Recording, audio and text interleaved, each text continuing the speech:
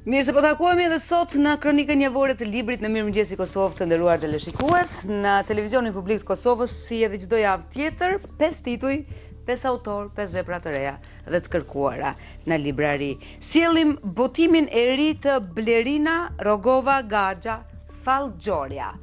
Një botim shumë i bukur, Bard Books janë botimet, edhe i libër shumë i lezetshëm edhe për të parë dhe jo veç për të shijuar e lexuar në këtë botë ku na harrojnë gjithçka është asgjë, e tana veç një ëndër dhe nuk ka faj, ashtu është. Qeni sa i lehtë me një të bardh në tërësi, pastaj disa vija që e personifikojnë veprën. Fallxhoria, çfarë ka te Fallxhoria? Më lejoni ta shpletoj, ju e dini që Blerina Rogova Gaxha është një pen e shquar e letërsisë shqipe, aktualisht u theq me Bibliotekën Kombëtare të Kosovës, një prej zonjave të dashura të publicistikës shqiptare, Gratë mrena meje. Kjo është poezia e parë me cilën ajo ka vendosur të vijë dhe në fakt vjen me një gegë të kullume.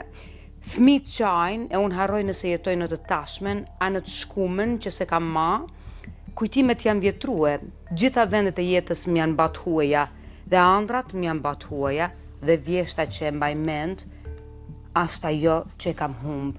Largohem nga balkoni, lë muzgun e dritën e hanës, dritaren le hapun, i lë gjitha që së më faqen në iden që kam për to, mbledh lodrat e shpërndame na për shtëpi, mbledh rrobat e palame, elshoj maqinën, ulem përballë dhe vështroj, si rrotullohen petkat e fëmijëve, fati im një Rolling Stone. Është e mrekullueshme Blerina, nga krejt ato sigurisht që kam lexuar e do të lexoj, lexuesi shqiptar dhe jo veç nga Gaxha, jam totalisht e bindur që do t'i shijoj fort. Ja pra, një herë në 1 prill shkova te një fallxhesh me shkruajtën e saj. Ajo më zgjeu një kafe, e piva, më mori filxhanin, duhet me ta lexuar fatin, më tha. Po e ndaloj këtu. Ju përket juve që ta vazhdoni e ta lexoni rrëfimin. E gjeni në librari kudo, në Artini, në Tukaxhini, në Buzuku, e gjeni kudo ku shesin libra, është Fallxhoria, Blerina Rogova Gaxha. Fort një libër i lezetshëm. S'kisha pa ka herë një libër kaq të përmbledhur. Kosova, lufta e heshtur, diplomacia e padukshme që ndryshoi lojën, po flasim për vitet 91-99. Botimet Onufri janë ato që e përcjellin. Zef Mazi është autori, i cili është një nga diplomatët më të përvojë dhe më me ndikim të Shqipërisë në dekadat e fundit. Ky libër mbështetet pikërisht mbi këtë përvojë të jashtëzakonshme, sepse ai ka bërë një jetë prej diplomati dhe natyrisht do të mund të shkruante një libër dhe kush do të mund të shkruante një libër më mirë se sa ai, dhe po flasim për vitet 91-99 që kanë qenë goxha të vështira për Kosovën. Në një karrierë që shtrihet nga misione diplomatike në Vjenë, në Bern, në Londër, në Dublin, OKB dhe në organizatat kryesore ndërkombëtare deri tek poste si drejtuesi i strategjisë dhe i negociatave të Shqipërisë për integrimin evropian, Mazi ka qenë dëshmitar dhe pjesëmarrës i drejtë për drejtë në proceset që formsuan në një farë forme fatin e Kosovës në vitet vendimtare të shpërbërjes së Jugosllavisë. E gjeni në çmimin prej 20 eurosh, 2000 lekë, 20 euro i bie, nëse si bie më, është rrit leko, 21 euro. 21 euro, kështu që merreni lexojeni një libër që kam përshtypjen sidomos për diplomatët po për historianët po ashtu tepër e rëndësishme, për gazetarët në mënyrë veçantë, gjithë ata që flasin për politikën, të paktën të dinë kronologjikisht zhvillimet e luftës së heshtur të Kosovës në diplomacinë e padukshme që ka ndryshuar lojën në fakt në këto vite 91-99. Udha fisnike e tetfisht e Budës. Lucky Buddha. Sa kemi nevojë për të qetësuar pak. Ja, ku është? Ky libër është ndoshta pjesa më e njohur e mësimeve të Budës. Ajo është një burim unik i urtësisë dhe udhëzimit praktik për gjitha aspektet e jetës. Autori e paraqet udhën fisnike të tetfisht jo në një listë rregullash të ngurta, por si një mënyrë jetese ku urtësia, etika dhe disiplina mendore ndërthuren dhe forcojnë njëra tjetrën. A ka më mirë sa kaq.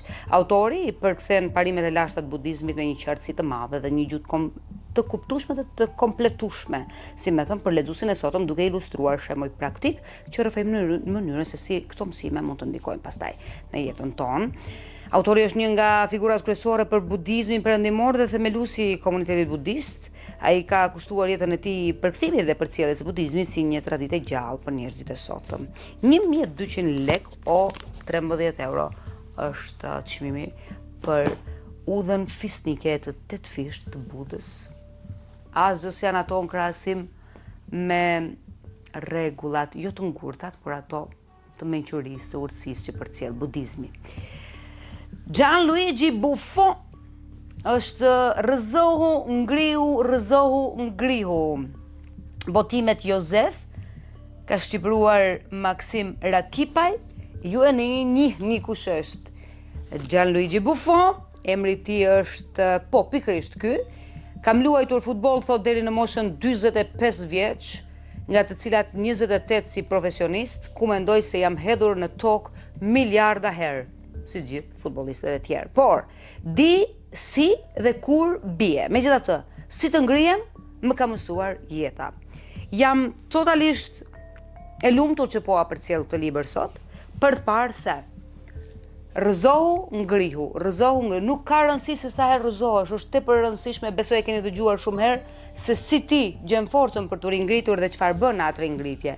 Pra, ky libër nuk është një listë bëmave sportive të portierit më të madh të gjitha kohërave.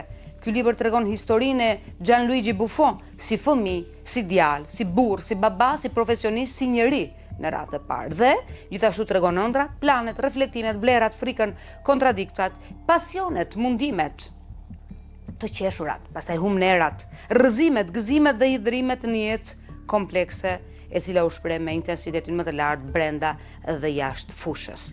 Gianluigi Buffon, në 13 euro gjeni librin, aman lexojeni rrëzohu ngrihu, rrëzohu ngrihu, rrëzohu ngrihu, rrëzohu ngrihu, por ngrihu gjithmonë pasi ti je rrëzuar, se kush e di, ylli do të shkëlqej patjetër, se secili e ka atë. Ju kujtohet kur e kemi pas propozuar ikigai, secili nga ne ka nga një ikigai të vet. Kështu që besomni që patjetër jeta do t'ju buzëqes në një ose një periudhë, patjetër jeta do t'ju marrë me të mire, do t'ju përkëdhel. Lulet nuk kanë mosh. Sa i bukur titulli. Gjeladin Mjeku është autori. Lulet nuk kanë mosh. Kanë stin. Poezi për fëmijë, pranvera në shtator, dashuri diellore, lulet nuk kanë mosh, në ngjethë e kam shpinë, titullin gjeje vet, poema, piktura, dheut në piknik në kopshin zoologjik, pallati i paqes, tregime nga njëjti autor, nëna e lirisë, qyteti prej çokolate. Shihni sa të bukura, edhe kur ti lexoni besoni që do të kënaqeni shumë.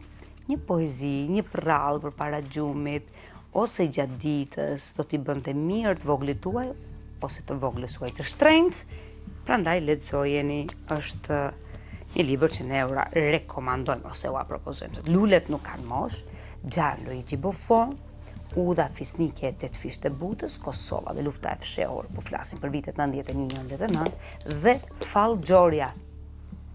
Fallxhoria. Ekzistojnë këto fallxhoret, por tash edhe pi kafen, fotografon telefonin, pia kajmakun edhe në rregull jemi. Mos i besoni fallxhoreve, besojeni librave, zojen dhe zotri, ato na çojnë përpara, por lexojeni librat që kanë tematika të mira, mos lexoni gjithçka, përzgjedhni, bëhuni lexues të mençur, përzgjedhni ato që lexoni, sepse jo çdo informacion ju duhet, mos e ngarkoni hard diskun tuaj për kohë e kot. Nga unë dhe Visar Saliu, që me fort zell dhe me fort dashuri e bëjmë këtë kronik, mbeteni të përshëndetur, do të shihemi bashkë javës.